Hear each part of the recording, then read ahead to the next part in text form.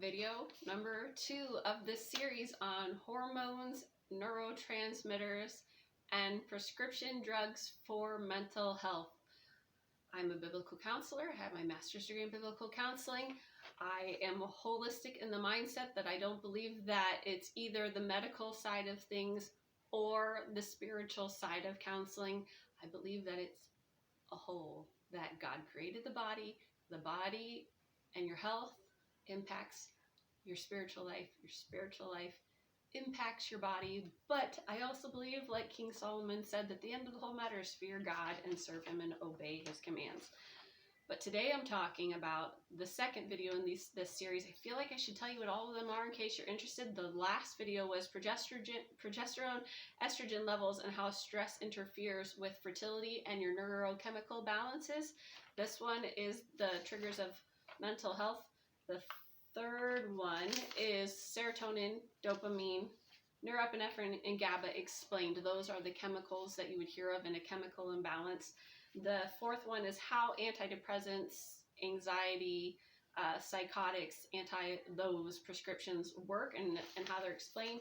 The fifth one is your gut, liver, thyroid connection with the hormones and the neurotransmitters. And the sixth one, it really focuses on the liver because the liver does so much in that, and your liver health, your liver processes, and how that impacts the balances of your hormones and your neurotransmitters. So that's it in a nutshell. I'm getting faster. That was only a minute and a half. So this one, the physiological triggers and solutions to poor mental health. When I feel like mental health is such a horrible term, because that kind of takes it from the brain, physical side of things, biology, and then kind of puts it in the soul element, like you're crazy. I don't believe you're crazy. I think that you can be depleted of minerals and you can be depleted of neurotransmitters or have neurological degeneration. It doesn't mean you're crazy. There are simple fixes. It's actually not super duper hard to maintain good health and good balances if you understand them. And also if you take the time to little by little bit implement them into your life, you can heal. You can have the good waves of when things are supposed to happen. So the first is the idea of stress. You hear a lot about stress. We live in a society of people who are living off of stress hormones. And I would need you to understand that because all of this is layered, because all of this touches, and because it's too big to cover in one video, I have started this in the series. I did, I think, 6 different videos on your hormone, nutrition, mineral, nervous system, and how that all works together. So I'm going to reference that very, very first video in this first point. The most important thing that I would start on when I'm talking to any woman who's struggling with energy, stress, happiness, mood, I would get a hair mineral analysis to see if she's depleted in her oxygen, in her copper, retinol, magnesium, potassium. I would see those levels to see if you're depleted, because if you don't have enough retinol and copper, then you're not going to have ceruloplasmin, which transport the oxygen and also then converts the hydrogen peroxide back into water, so that you don't have what you hear so much, oxidative stress. They say eat grapes because it's an antioxidant. What is antioxidant? It's a factor that will help in the process of taking the hydrogen peroxide that is created when your mitochondria is producing energy. It's like a factory. So it takes the oxygen that needs the ceruloplasmin, it takes the glucose and the sugar from your carbs that you've eaten, it creates energy. That is your metabolism.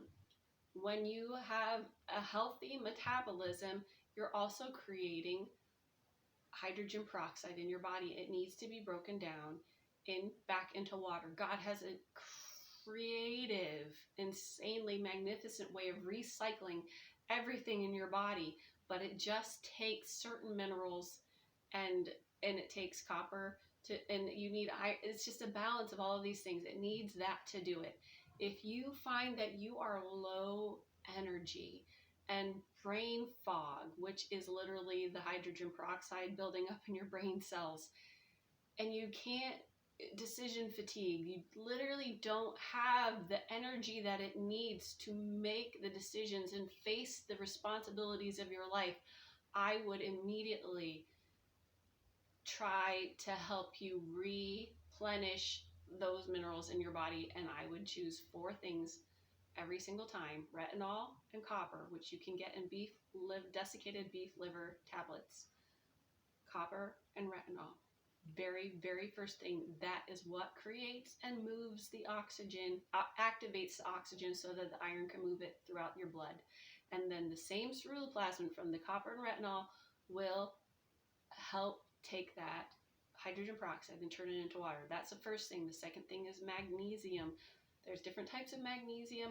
I would choose magnesium glycate or magnesium malate or magnesium carbonate. Other ones can either give you super bad diarrhea, it's just used as a laxative, or it doesn't absorb well. Those are the 3 that I would focus on. And then B vitamins, especially B6, which you find a lot in your meats, and beef liver, which you get over here.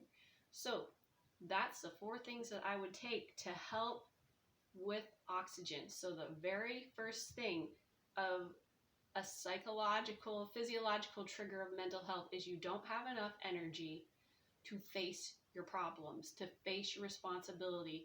And that is almost always because your oxygen is not being delivered and your metabolism is slowing because your thyroid says, we have enough sugar, but we don't have enough oxygen. Let's slow down to the rate of delivery. Number 1. Number 2, mineral depletion. So if you have the ceruloplasmin and the sugar to get your mitochondria moving, and then your thyroid says, sweet, we have the resources, the 2 resources we need to create energy, to create ATP, we're going to get going. Your thyroid needs particular nutrients to actually convert from T4 to T3 inside of your liver. And those are ceruloplasmin dependent. So just understand that you need the ceruloplasmin, and you also need magnesium to do that process. So I know I keep hitting these over and over, but because when you're on this side of it, when you're talking to women with the same symptoms, they all present with the same problems. You have to understand that you can have a tree with this problem, this, and they come and they present this way, but they all have the same root. You just keep saying over and over, we live in a society that's depleted of those 4 things. So your mineral depletion, if you don't have the minerals you need for your body to, like I talked about in the last video about hormones, that you have to look at each neurotransmitter and each hormone as a little square in a sidewalk, and each crack is an enzyme, and each of those enzymes needs a biological, a chemistry component to make the process happen, and those are usually minerals and vitamins, and like I said, the copper and the retinol.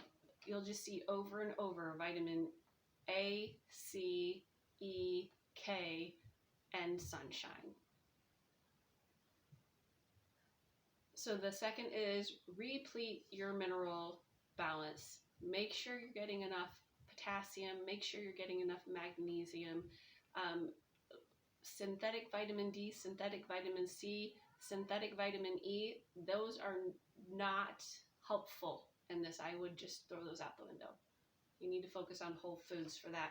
Your carb and sugar imbalance is the 3rd one. So first one was oxygen, second one was mineral depletion, so that your enzymes can work to convert things to what they need to be converted into.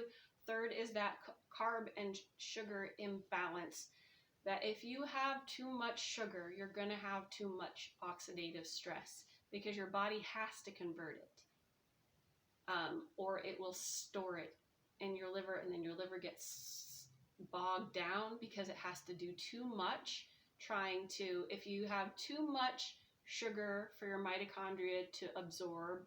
It will it'll push it back into your system. It'll keep it in your blood cells. It'll become insulin resistant. And then your body will say, well, we have too much. So liver, you need to deal with it.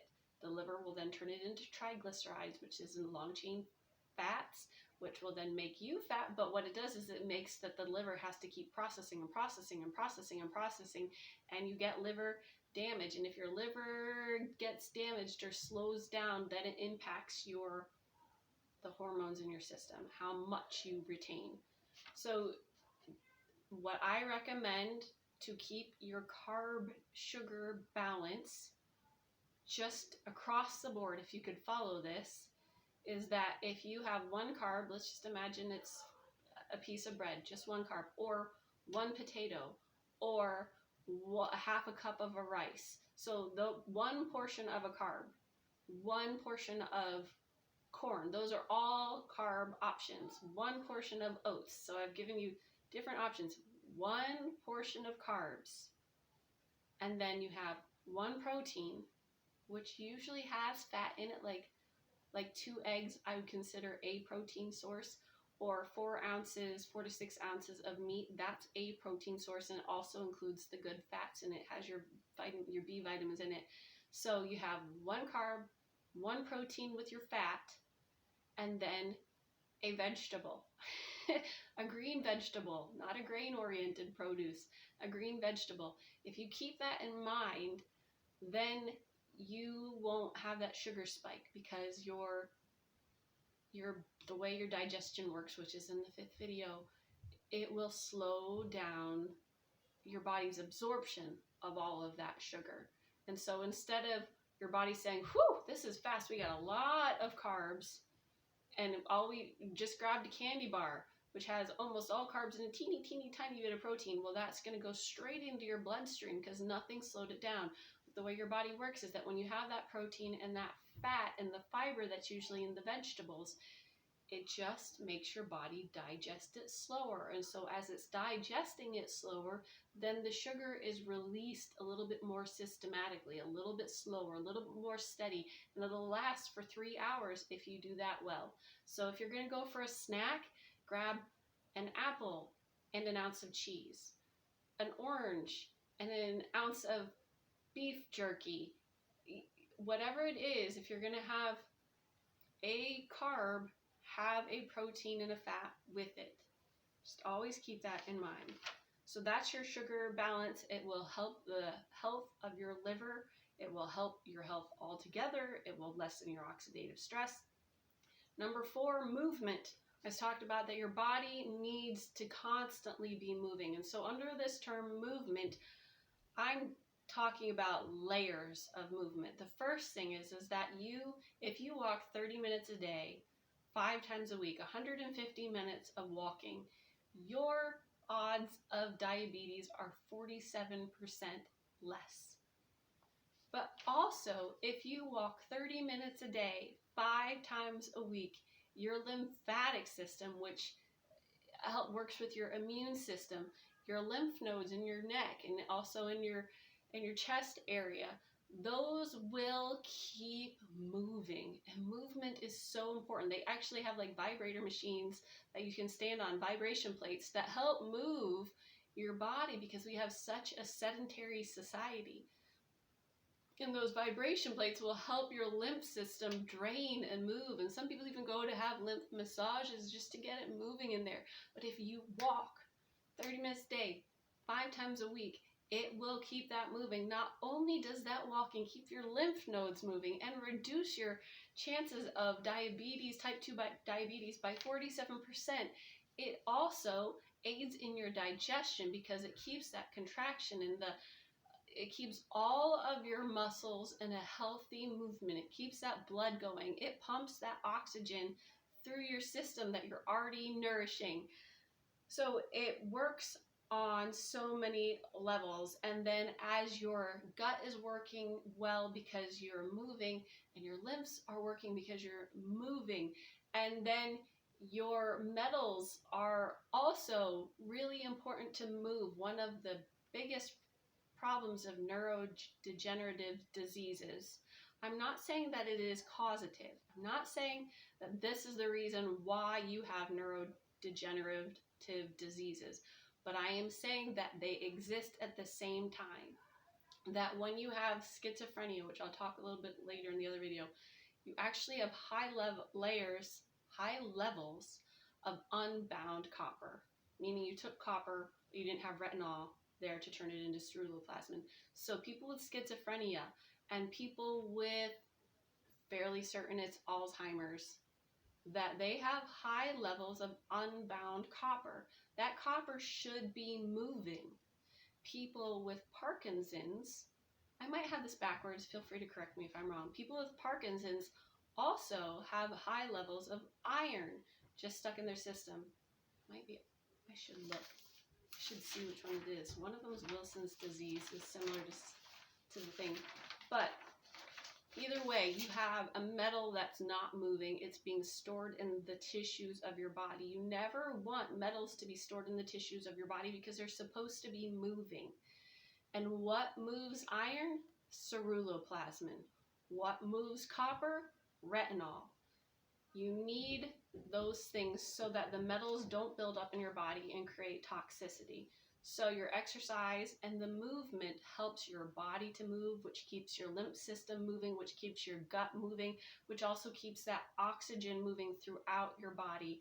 Movement, a proper rise and fall of things. And the same thing is you want the same movement with your hormones and the neurotransmitters, which I talked about how in the last video, how progesterone is high at one point and then they go down, and then hopefully the androgens turn into estrogen and they go up, and then those dramatically drop and the progesterone starts again. Always moving. So the fourth one is that the trigger is that things have stopped moving. Constipation, calcification. Those are when things have stopped moving. So you need to, first of all, movement helps. Walking helps. I recommend everybody to walk 30 minutes a day, 5 times a week. If you start walking in the morning and you let the sun hit your eyes, then that will trigger serotonin, cortisol, glutamate, all of those things. They are sun related, and you start moving and your body will start moving how you're supposed to. I cannot emphasize enough how much movement is important to your mental and physiological health. Number 5, we're talking about moving in the morning, sun and sleep. Your body has a rhythm on purpose. When the sun rises, not ironically, not randomly, also at that very moment, your cortisol levels start, they are at a higher state. They've replenished through the night. Hopefully, if everything's working properly, they've replenished through the night and cortisol is ready to get you going and moving. It's called the circadian rhythm. At that moment, your serotonin levels are actually low, but the sun triggers them to start rising throughout the day. It's important to have that sun. I sleep, I'm not saying that everybody has to do it, but I do sleep with a mask every night because I want to sleep well. And then in the morning, I let the sun hit my eyes. I have a window right there in front of me. And that is my body's trigger that, okay, this is when our good energy starts building. This is when we're using that energy.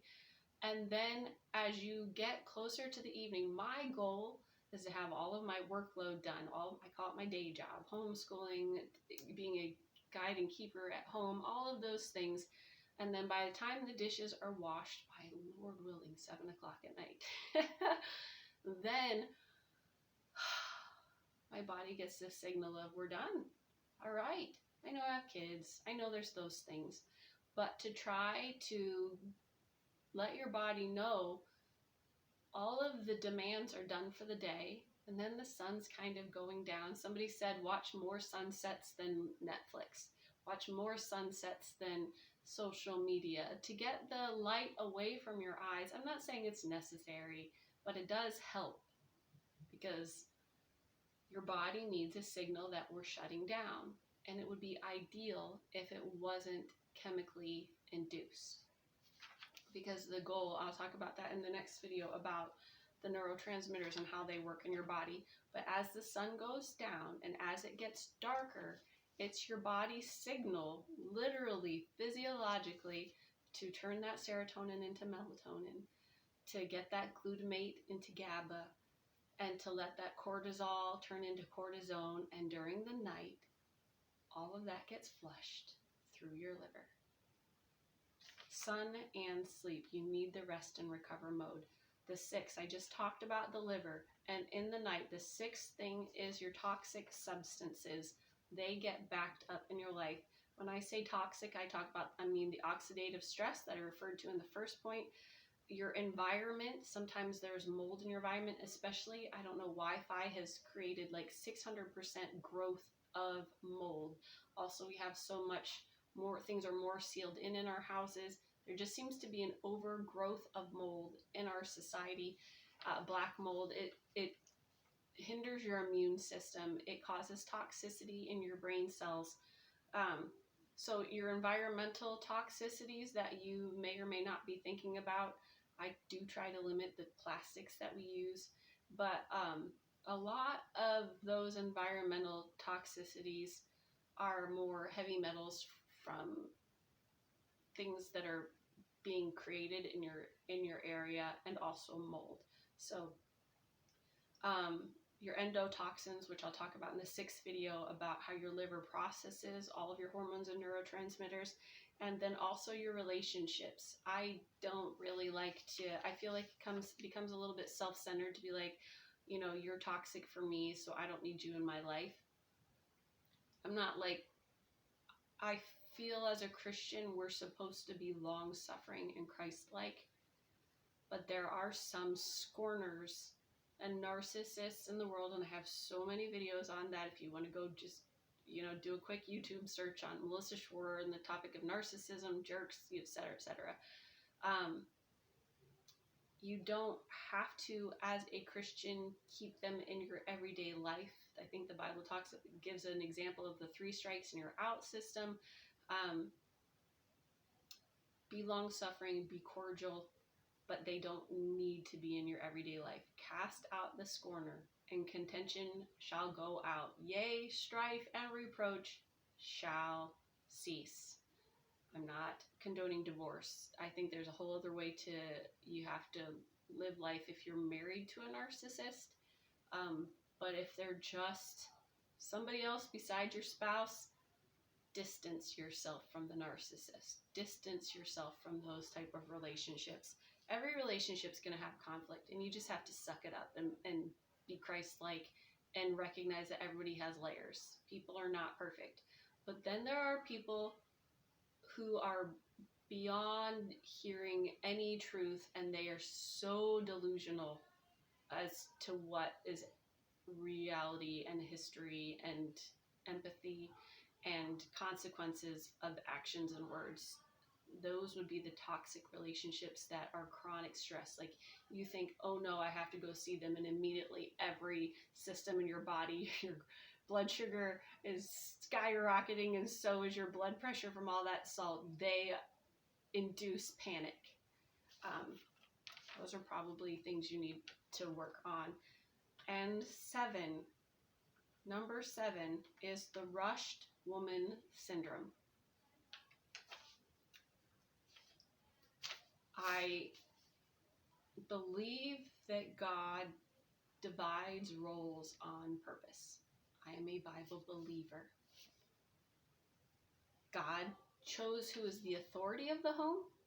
I don't necessarily think that the authority of the home and the role of the practical day-to-day, I don't think that they have anything to do with each other.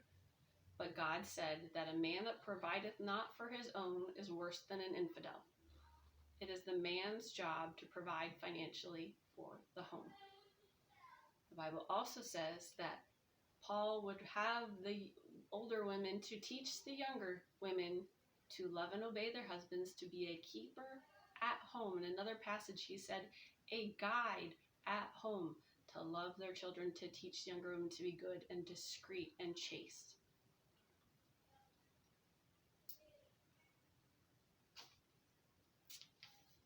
We have a society of people who disdain the Bible's way of things. Yes, in Proverbs chapter 31, you see a woman who does have a cottage industry from her home. This is true. But Paul, the apostle to the New Testament Christian, did not mention that, and he put the emphasis on being a keeper at home. And throughout the Proverbs, when you see things about the strange woman, you'll see that she is loud and clamorous, and her feet abide not in her home. Now, my husband and I have discussed this at length. How often can you leave your home? Well, this is the basic thing that we have come to. If you are a wife, you are in charge of being the keeper at home, not of the home, not working at home, not all those things that those other Bible versions change it to.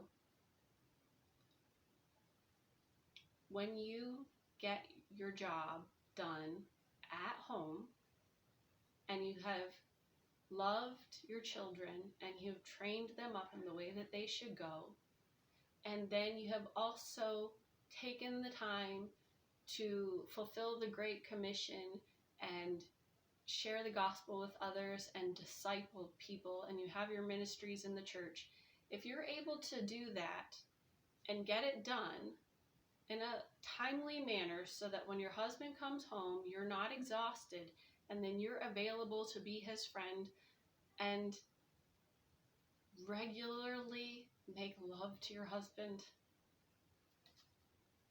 If you find after all of that, you have time to sew girdles and deliver them to the merchant, more power to you.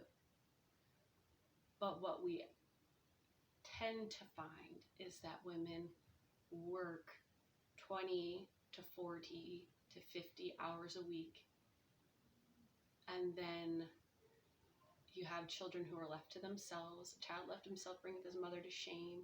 You have a competition of who's more tired in the evening, therefore the husband should help out around the house.